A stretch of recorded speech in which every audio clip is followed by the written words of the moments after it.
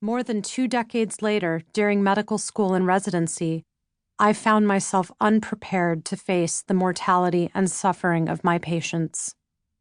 Though my father's words echoed in the back of my consciousness, reminding me that death is both natural and certain, as a medical student, I focused solely on preserving life.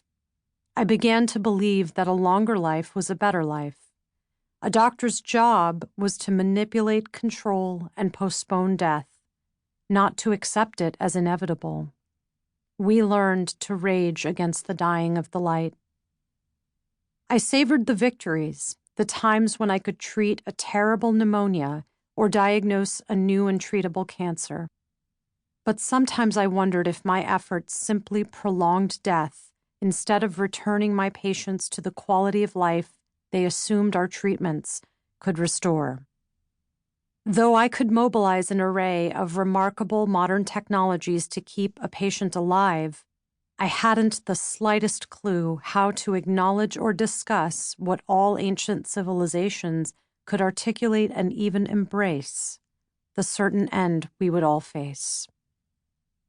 I hadn't expected that my years of medical training would culminate in the choice to pursue palliative medicine, a relatively new specialty focused on treating the pain and suffering of patients living with a serious illness that often cannot be cured. Although people for centuries have suffered and died from terminal illness, the American Board of Medical Specialties didn't recognize hospice and palliative medicine as a distinct medical subspecialty until 2006.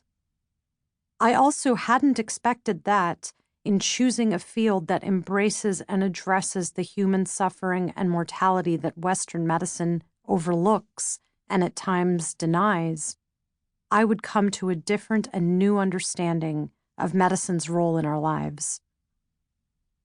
My work in the borderland between life and death has shown me how we, doctors, patients, families, talk around rather than about suffering, dignity, living, and dying. We rely on euphemism, silence, and jargon when we most acutely need to be clear and articulate. Medicine must find new language to discuss and destigmatize this experience that all of humanity shares. Our silence and avoidance have resulted in much unnecessary anguish. The principles of palliative medicine have the capacity to transform medical practice by offering patients and doctors alike useful and probing language that could change the way we communicate about illness and end of life, both within our homes and in hospitals. This book is my humble attempt to inspire tough but necessary conversations in hopes of easing the suffering associated with the silence around mortality.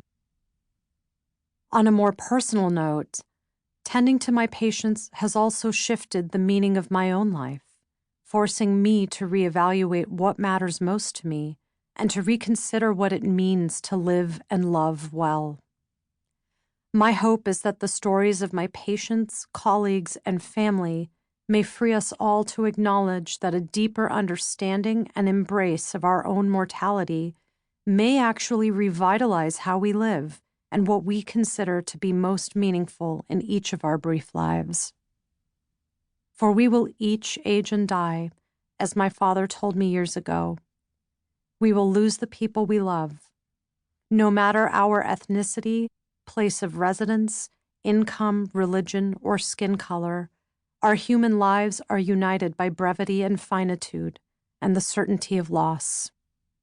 Just as we strive for dignity and purpose throughout our lives, well before the light fades, we can bring the same dignity and purpose to our deaths as we each journey into our own good night. Part 1. Between Two Dark Skies. 1. Shift. San Francisco, 2010. Donna was in her mid-60s, with wide brown eyes and the smoky voice of a jazz singer. Her skin, sprinkled with freckles and sunspots, stretched tightly against her